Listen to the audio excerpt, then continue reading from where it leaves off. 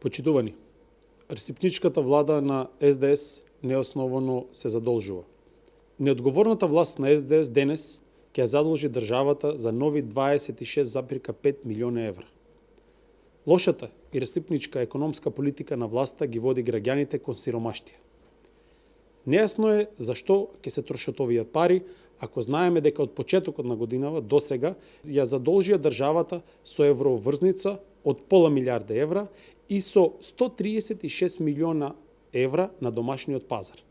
Со оваа денешно задолжување, вкупната сума на задолженост од јануари до сега изнесува неверојатни 662 милиони евра. Граѓаните прашуваат на што потроши СДС над 600 милиони евра за неполни 2 месеци.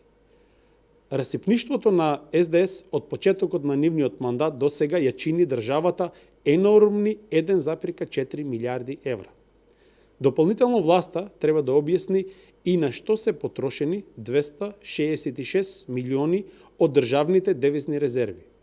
Тоа се 11% намалување на државните девизни резерви во однос на 2016 година. Почитувани, власта манифестираше целосна неодговорност и незнаење за менеджирање со економијата и парите на граѓаните. Економијата тоне. За првите 3 квартали во 2017 година БДП е под нула. Стотици стечајци се оставени без основни средства за екзистенција. СДСМ предизборно ги излажа и стечајците и тие се револтирани и разочарани. Над 2/3 од стечајните работници не се офатени со законот кој го изгласа СДСМ. СДСМ доживеа целосен дебакл на економски план и тоа тие го знаат.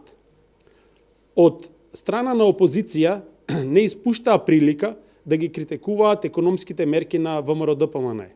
Сега не пропуштаат прилика по светските форуми и саеми да се фалат со добрата бизнис клима која има нашата држава, благодарение на квалитетните економски политики на ВМРО-ДПМНЕ. Неспособноста и катастрофата на економски план се обидуваат да ја покриваат со лаги. Ангјушев, мислејќи дека граѓаните се со кратко паметење, ги презентираше странските инвестиции договорени и донесени од ВМРО-ДПМНЕ како успех на СДС. Ваквите манипулации беа веднаш разоткриени од јавноста. Ангјушев сам се увери во народната на лагата се кратки нозете. Капиталните проекти беа стопирани, нито еден нов автопат не е отпочнат. Додека работата на постојаните на повеќе наврати беше во застој. Ништо од ветувањето за 600 км нови автопати и 550 км нови магистрални патишта.